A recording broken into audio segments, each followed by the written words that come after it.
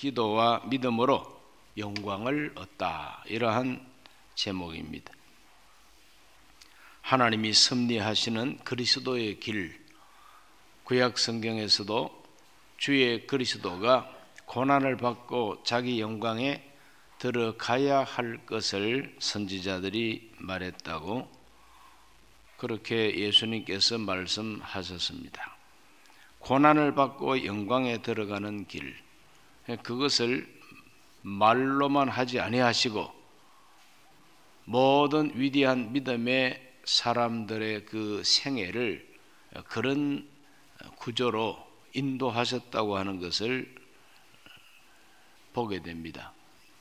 구약에서 하나님께서 택한 이스라엘 백성 그 자체가 고난을 통해서 하나님의 백성으로 그렇게 빛을 발하는 것을 볼 수가 있습니다. 애굽 땅에서 고생하던 바로 그 이스라엘 백성들, 바로 왕의 종노릇을 하고 노예 생활을 하던 백성들을 광야로 이끌어내십니다. 광야에 나오자 말자 그들은 잘 먹고 잘 사는 그런 백성이 된 것이 아니고 40년간이나 훈련받습니다. 그래서 그 전체 40년 광야 고난을 통과한 다음에 영광의 땅, 약속의 땅으로 들어갈 수가 있게 되는 것입니다. 이렇게 크다랗게 보더라도 고난을 건너서 영광으로 들어가게 됩니다. 역사 속에도 언제나 이 고난을 통과하면서 결국에 하나님의 구원을 받는 이야기들이 계속 거듭됩니다. 구약 성경에 보면은 가장 하나님 앞에서 고생을 많이 한 사람들 이름이 몇 사람 나옵니다. 그 가운데 몇 사람이 다니엘과 그 세 친구들입니다. 다니엘과 그 세 친구들은 예수님 오시기 전 한 605년 전에 바벨로니아 느부갓네살 왕에 의해서 인질로 잡혀갑니다. 그 1차 포로죠. 그 1차 포로에 잡혀간 인질들은 다 괜찮은 젊은이들을 잡아갔습니다. 귀족의 자녀들, 왕족들, 아주 똑똑한 사람들, 또 그 사람들 가운데서 나이 많은 사람 말고 청소년들, 젊은 사람들, 그러니까 인질로 자식들을 빼앗긴 거나 마찬가지죠. 그때 잡혀간 사람이 다니엘과 그 세 친구들입니다. 다른 청년들도 많았습니다. 왜 그렇게 잡혀갔느냐 하면은 바벨론 말 들으라고 그 귀족들의 자제를 인질로 잡아갔기 때문에 바벨론의 말을 고분고분 들으라 이거죠. 또 동시에 바벨론의 이 정책, 많은 나라를 정복을 하고 다스리고 나가는데 그 정책상 우수한 젊은 인력들을 이 바벨론의 문화와 문명, 글자 이런 걸 가르칩니다. 가르쳐서 바벨론식으로 온 지역을 다스리라 이 말이죠. 그러므로 그 사람들은 노예로 부려먹은 것이 아니고 아주 우수한 인력으로 사용하기 위해서 교육하고 훈련하고 그래서 공무원으로 채용을 하게 됩니다. 그 가운데 이 다니엘과 그 세 친구도 그 가운데서 특별한 장학생이 됩니다. 왕의 장학생이 됩니다. 그러나 장학생이 되고 특별한 대우를 받고 한다 할지라도 이 젊은 청소년들이 고향에서 붙들려 가지고 인질로 끌려간 이 자체가 고난이죠. 그러한 가운데서 이 사람들은 큰 위기를 이제 맞게 됩니다. 그 1차 위기입니다. 그 1차 위기의 본질이 뭐냐 하면은 느부갓네살 왕이 꿈을 꿨는데 그 꿈이 아주 이상한 꿈을 꿨습니다. 그래서 그 꿈의 해석을 알고 싶어서 자기 꿈을 해몽하라 이거예요. 그런데 꿈을 이야기하면서 해몽하라 그러면 또 이렇게 저렇게 해몽을 할 수가 있는데 꿈 이야기도 하지 않습니다. 내 꿈이 어떤 꿈인지부터 알아맞혀라. 그리고 그 꿈을 해몽하라. 이렇게 나옵니다. 박사들이 아무리 박사를 할지라도 남의 꿈을 알아맞힌다고 하는 것은 정말 참 어려운 일이죠. 그것이 1차 위기입니다. 내 꿈을 해석하지 못하면 다 죽이겠다 그럽니다. 다니엘서 2장 11절을 다시 한번 읽습니다. 왕께서 물으신 것은 어려운 일이라. 육체와 함께 살지 아니하는 신들 외에는 왕 앞에 그것을 보일 자가 없나이다 하는지라. 육체 밖에서 사는 신이라 그랬습니다. 육체와 함께 살지 않는 신, 그러므로 완전히 영인 신이다 이 말이죠. 그런 신이 아니면 어떻게 알겠느냐. 우리 인간 박사들, 술사들은 도무지 알 수가 없다는 것입니다. 12절과 13절입니다. 왕이 이로 말미암아 진노하고 통분하여 바벨론의 모든 지혜자들을 다 죽이라 명령하니라. 왕의 명령이 내림에 지혜자들은 죽게 되었고 다니엘과 그의 친구들도 죽이려고 찾았더라. 죽음의 위기입니다. 꿈을 알아맞히고 그 꿈을 해석하라. 알아맞히지 못하면 다 죽인다. 이 무서운 1차 위기를 맞이하게 됩니다. 이럴 때에 다니엘과 그 친구들은 어떻게 이 위기를 극복했는가? 기도로 극복했습니다. 기도로. 다니엘서 2장 17절로 19절을 다 같이 읽어보겠습니다.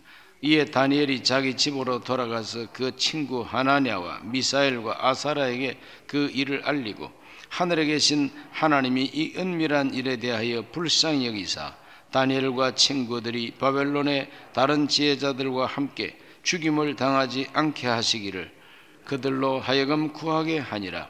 이에 이 은밀한 것이 밤의 환상으로 다니엘에게 나타나 보이매 다니엘이 하늘에 계신 하나님을 찬송하니라.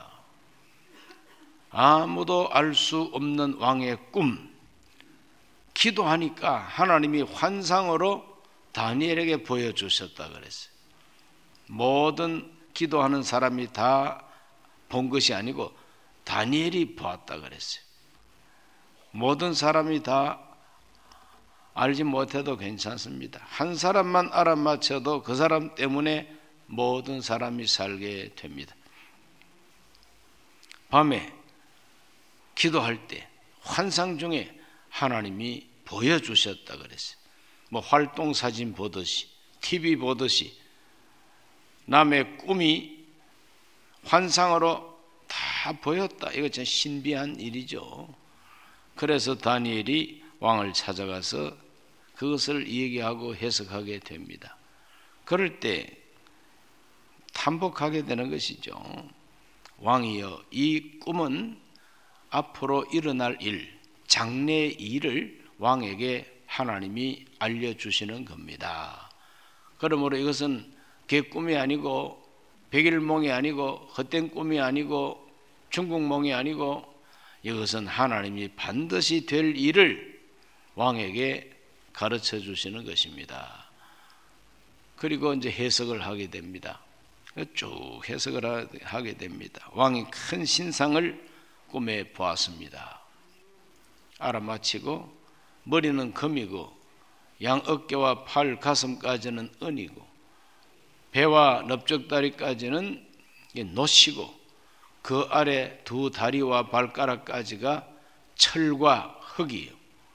나중에는 큰 돌 하나가 내려와서 이 우상을 내리치니까 다 산산조각이 나버리고 온 세상은 돌무더기가 됐다고 이렇게 해석을 하니까 그 느부갓네살 왕이 틀림없는 자기가 본 꿈입니다. 그래서 그 해석을 이렇게 쭉 해나갑니다. 이것은 바로 세계 패권 국가가 앞으로 어떻게 변화가 될 것인가 하는 하나님의 계획이었습니다. 영광을 얻게 됩니다. 다니엘서 2장 46절과 47절을 함께 읽습니다. 이에 느부갓네살 왕이 엎드려 다니엘에게 절하고 명하여 예물과 향품을 그에게 주게 하니라. 왕이 대답하여 다니엘에게 이르되 너희 하나님은 참으로 모든 신의 신이요 모든 왕의 주제시로다. 네가 능히 이 은밀한 것을 나타내었으니 네 하나님은 또 은밀한 것을 나타내시는 이시로다. 왕이 젊은 다니엘 앞에 엎드려 절을 한다고 하는 게 이게 보통 일입니까? 어떻게 왕이 일개 신하 앞에 절을 합니까? 있을 수 없는 일입니다. 이것이 바로 다니엘과 그 세 친구, 특별히 하나님이 영광을 받는 장면이에요. 너희 신이야말로 진짜 신들 중에 신이라. 주 중에 주다. 최고다 이 말이죠. 그렇기 때문에 나보다도, 바벨론 왕 나보다도 너희들의 신이 더 위에 있다. 그 고백이 바로 무릎을 꿇고 다니엘에게 절하는 거예요. 다니엘 그 개인에게 절하는 것이 아니라 다니엘의 하나님 앞에 절하는 겁니다. 하나님이 영광을 받게 되는 것이죠. 그러므로 이 위기를 기도로 극복한 겁니다. 기도로. 다른 술사들과 다른 박사들은 기도할 데가 없습니다. 그러나 다니엘과 세 친구들은 기도할 대상이 있죠. 야훼 하나님, 살아계신 하나님, 하나님께서 우리의 생명을 보존해 주시기를 기도했더니 하나님이 그러한 역사를 일으켜 주었습니다. 2차 위기 극복입니다. 이 2차 위기 극복은 뭐냐 하면은 이 느부갓네살 왕이 자기가 꿈에 본 그 신상을 흉내를 내가지고 우상을 만들었습니다. 큰 그냥 돌부처처럼 서 있는 돌부처처럼 높이가 60큐빗이라 그랬어요. 60큐빗인데 한 큐빗은 손가락 끝에서 팔꿈치 끝까지를 한 큐빗이라 그럽니다. 그런데 한 큐빗은 저와 같이 키가 적은 사람은 한 45cm 될까 말까요? 키 큰 사람은 50cm도 넘겠죠. 농구 선수들은 이 큐빗이 그냥 길쭉할 겁니다. 45cm로 기준을 하더라도 2m 70cm예요. 2m 70 같으면 요즘 뭐 아파트 층층별로 그 높이만큼 됩니다. 꽤 높은 층이죠. 그렇게 2m 70cm짜리 양 우상을 하나? 2m 70이 아니죠. 27m. 27m요. 아파트 몇 층 높입니까? 아주 높은 층수입니다. 그리고 이 폭이 2.7m입니다. 3m 가까운 이런 폭으로 해서 커다란 신상을 그것도 금으로 세웠다 그랬으니 그 금덩어리 비싸겠죠. 그 우상 하나 머리만 잘라와도 아주 그냥 값이 그냥 많이 나갈 것 같아요. 이런 우상을 세워놓고는 모든 사람들한테 절하라 그럽니다. 낙성식. 자, 이제 낙성식을 하는데 모든 병졸들과 모든 장관들 한 사람도 빠짐없이 내가 세운 이 우상 앞에, 신상 앞에 절하라는 거예요. 만약에 절을 하지 아니하면은 불가마에 던져서 죽이겠다 그럽니다.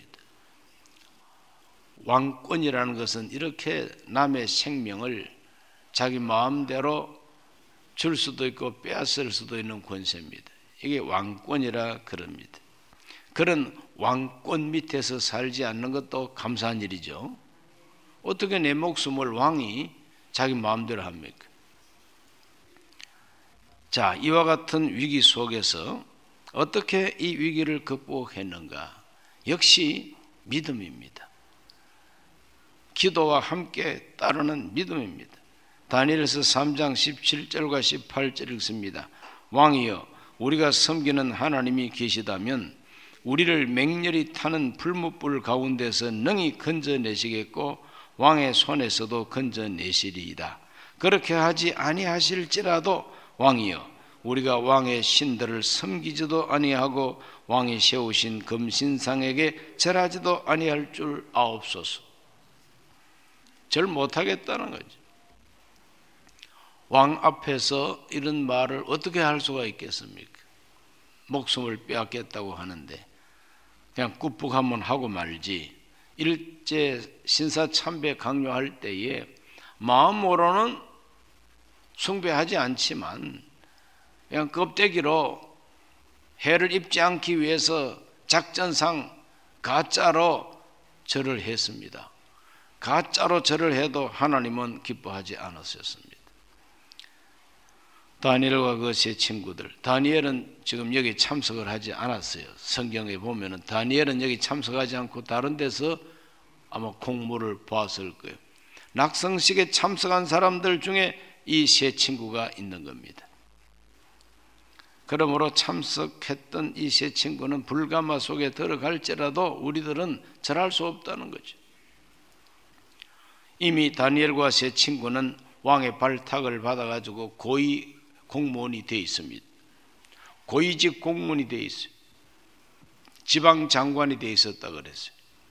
그런 지방장관 되고 보니까 얼마나 안락합니까? 살만합니다. 이제 그러면은 자기의 지위를 빼앗기기 싫고 유지하고 싶죠. 그러나 신상 앞에 절을 하라고 그랬을 때에 타협할 수 없다는 겁니다. 나는 타협할 수 없다. 그래서 왕 앞에 절하지 않으니 했습니다. 뜨거운 불 속으로 집어 던졌습니다. 평소보다 7배나 뜨겁게 해가지고 사드락, 메삭, 아벳느고 이 세 사람을 불가마 속에다가 던져 넣었어요. 3장 25절을 다 같이 한번 읽어보겠습니다. 왕이 또 말하여 이르되 내가 보니 결박되지 아니한 네 사람이 불 가운데로 다니는데 상하지도 아니하였고 그 넷째 모양은 신들의 아들과 같도다. 느부갓네살 왕이 불가마로 이렇게 들여다보니까 세 사람을 집어 던졌는데 네 사람이 있어요. 그 가운데 한 사람은 신의 아들처럼 보였다 그랬어요. 신의 아들처럼 보인 그분이 바로 예수님이고 하나님이 보낸 천사겠죠. 죽지를 않고 그냥 불 속에 왔다 갔다 산책하고 있네요. 얼마나 신기하고 놀라운 모습입니까? 이와 같이 무서운 일들이 일어났을 때 하나님 앞에서 지조를 굽히지 아니하고 정말 참 죽으면 죽으리다. 왕이여, 하나님이 우리를 살려내실 것입니다. 그리 아니하실지라도 우리가 절할 수가 없습니다. 그러니까 하나님이 건져내지 않고 불타 죽게 내버려 두신다 할지라도 죽는 것이 하나님의 뜻이라면은 우리는 믿음으로 죽겠다는 거예요. 내 믿음 지키고 죽겠다는 거예요. 이런 믿음을 가지고 하나님 앞에 담대하게 고백하고 행동을 옮긴 겁니다. 그럴 때 하나님께서는 기적으로 하나님의 아들이 함께함으로 그들의 머리카락 하나 상하지 않았다 그랬어요. 건져냈습니다. 건져내고 난 다음에 어떤 영광이 그들에게 주어졌는가. 3장 28절 읽어보겠습니다. 느부갓네살이 말하 이르되 사드락과 메삭과 아벳느고의 하나님을 찬송할지로다. 그가 그의 천사를 보내사 자기를 의뢰하고 그들의 몸을 바쳐 왕의 명령을 거역하고 그 하나님 밖에는 다른 신을 섬기지 아니하며 그에게 절하지 아니한 종들을 구원하셨도다. 느부갓네살 왕이 정확하게 깨달았습니다. 느부갓네살 왕은 자기 왕권을 가지고 남의 목숨을 함부로 죽이는 폭군이기도 하면서 알기는 뚫어지게 잘 알아요. 얼마나 잘 알았던지 아벳느고의 하나님을 찬송할지로다. 그 하나님이 천사를 보내가지고 하나님을 의뢰하고 그 하나님께 자기들의 목숨 몸을 바쳐서 느부갓네살 왕의 명령을 거역하고 하나님 한 분 밖에는 다른 신을 섬기지 아니하고 절하지도 아니하겠다고 하는 이 종들을 하나님이 살려내셨다는 정확하게 깨달았습니다. 그리고 30절에 왕이 드디어 사드락과 메삭과 아벳느고를 바벨론 지방에서 더욱 높이니라. 오히려 더 높은 자리를 주었다 그랬어요.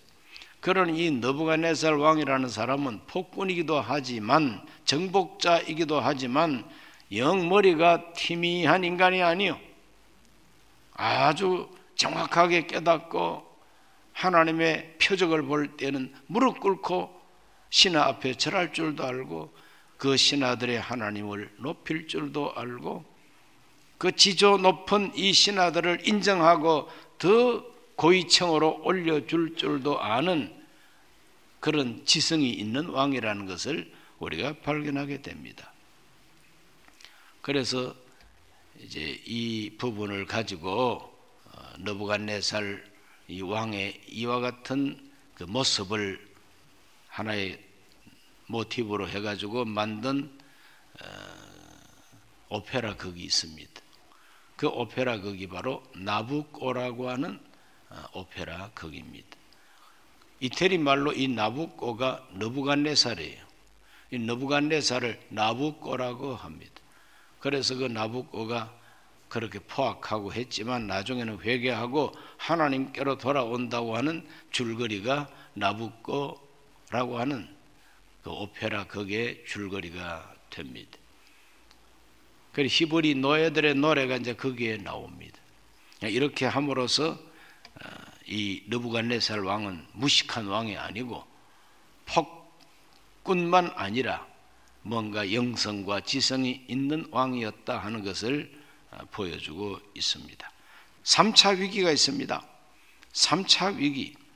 이 3차 위기는 바벨론에서 다니엘이 당하는 위기입니다. 다니엘이 어떤 위기를 당했는가 하면은 이 바벨론에서 총리 노릇을 이렇게 하고 했지만 나중에는 그 느부갓네살 왕의 아들이나 손자나 이런 사람들이 황제할 때에 왕할 때에 다니엘은 은퇴자가 돼가지고 뒤에서 놀고 있었습니다. 그런데 어느 날 벨사살이라고 하는 아주 그냥 별나게 사살된 이 왕이 하나님의 성전의 그릇을 가지고 술 따라 마시면서 잔치하다가 하나님이 진노하셔가지고 메네메네 데겔 우바르신이라는 큰 글자가 벽에 손가락 하나가 나타나가지고 글을 쓰고 사라집니다. 그냥 온 다리가 떨리면서 이 글이 무슨 뜻이냐.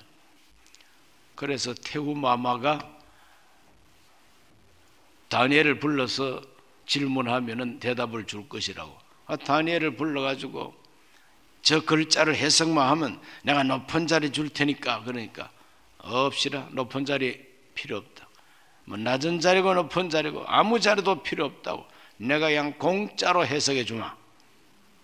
너는 하나님의 저울에 달려서 무게가 안 나가는 놈이라 너의 나라는 끝났다. 바로 그 해석을 내놓습니다. 그 해석을 했던 그날 밤으로 메대 군사들이 침공해 들어와서 바벨론이 멸망합니다.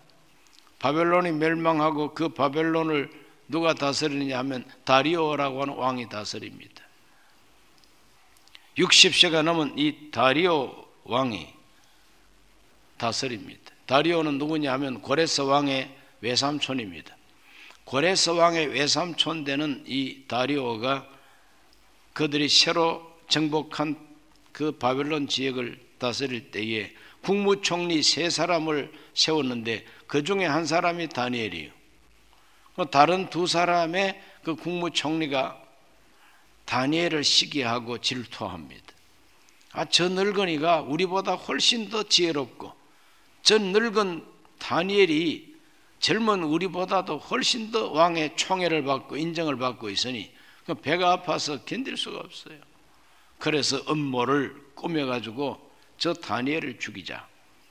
그래서 앞으로 기간을 정해놓고 이 정한 기간 안에 다른 신들에게 절을 하든지 기도를 하면은 사자굴 속에 던지는 것으로 하자고.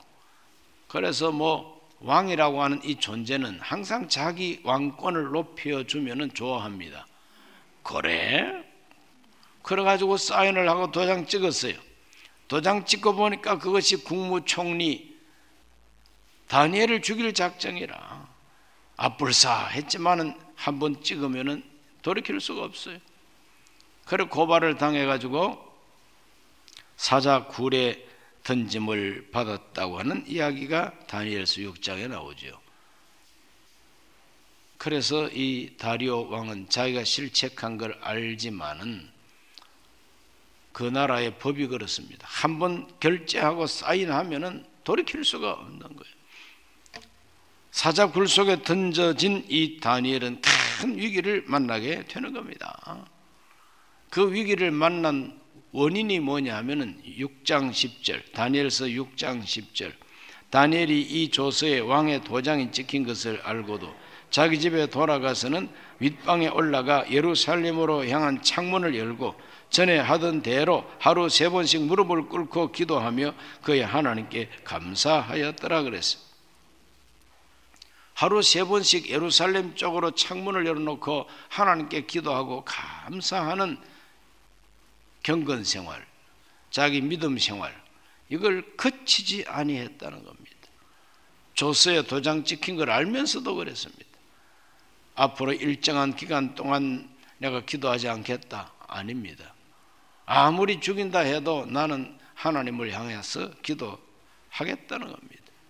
그것 때문에 고발당하고 사자굴에 던짐을 받은 것이죠. 그러니까 사서하는 고생이라, 이 세상 사람들이 볼 때는 그 사서하는 고생이라, 그 고생 안 당해도 되는데 왜 그 고생을 하느냐? 믿음 때문이에요. 믿음 때문이에요. 기도 때문이에요.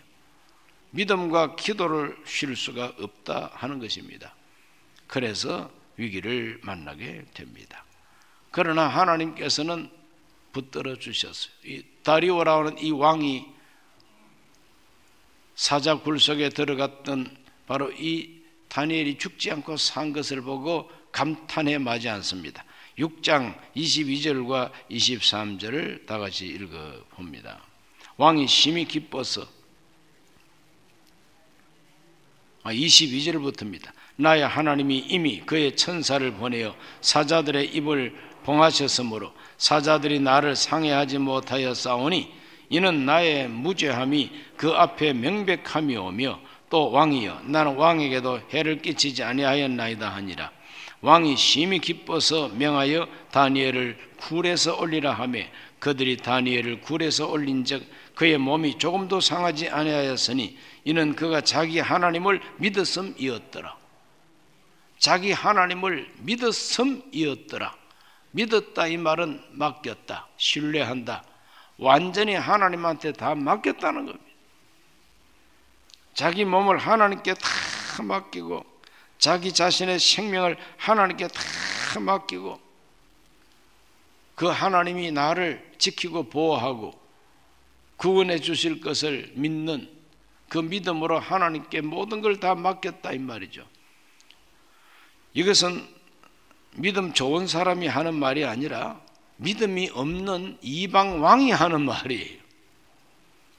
아까는 바벨론 왕 느부갓네살 왕이 감탄해 마지 않더니 이제는 메대 왕 다리오가 감탄해 마지 않으면서 이런 말을 하고 있습니다. 그러니 이방 나라 왕의 입을 통해서 하나님이 영광을 받는 장면이 다니엘서에 이렇게 기록이 되어 있어요. 오늘 우리가 하나님 앞에 기도하고 올바른 믿음을 가지고 믿음의 지조를 지켜나갈 때에 하나님은 그런 사람들을 통해서 하나님이 살아 계시다 하는 것과 하나님은 지금도 역사하신다는 것을 보여주신다는 거죠. 영광을 받으신다는 것이죠. 그러므로 고난을 건너서 영광으로 가는 것은 하나님이 만들어 놓은 길이라는 것이죠. 그러므로 오늘날도 똑같이 그런 하나님의 길이 있다는 것을 알고 우리가 세상 사람들이 이해할 수 없지만 우리들은 기도해야 되고 하나님께 맡겨야 된다는 것입니다. 거룩하신 아버지 하나님, 오늘 새벽에 우리들은 기도와 믿음으로 영광을 얻었던 다니엘과 그 세 친구들의 이야기를 읽었습니다. 언제나 우리 하나님은 고난을 건너 영광으로 가는 길을 보여주십니다. 오늘 우리가 믿음으로 당하는 고난, 믿음 때문에 당하는 환난 두려워하지 말게 하여 주옵시고, 하나님을 의지하고 신뢰하고 믿게 하여 주옵시며, 부르짖어 기도하게 하여 주셔서 하나님이 영광을 받아 주시옵소서. 예수님 이름으로 기도하옵나이다. 아멘.